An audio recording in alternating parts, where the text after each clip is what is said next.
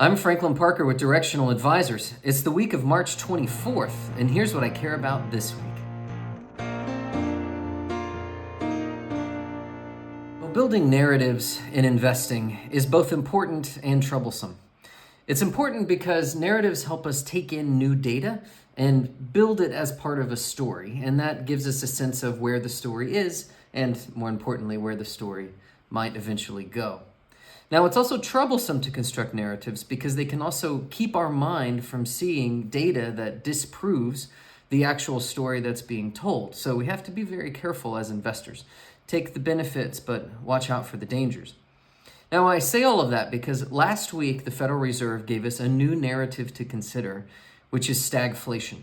Now, they didn't actually say those words, but when they released their summary of economic projections, they are predicting higher unemployment by the end of the year and frustratingly higher inflation, which is the definition of stagflation.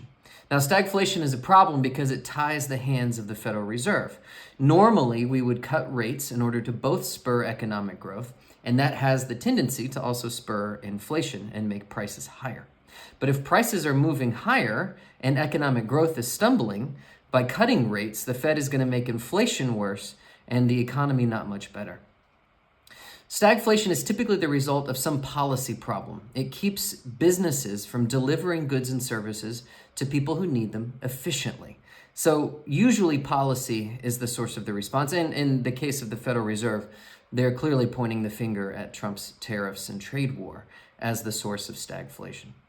At any rate, it is yet another narrative to consider among a bunch of competing narratives in this economy. I, for one, think that recession is still the most likely outcome, but stagflation is something to watch for now as well.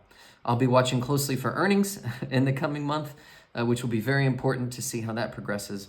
And I've got more about all of this on the website, including a deeper dive into mortgage delinquency rates, which have been increasing pretty steadily for the last year and a half, which is a concern. So go check that out. But in the meantime, get out there and live well.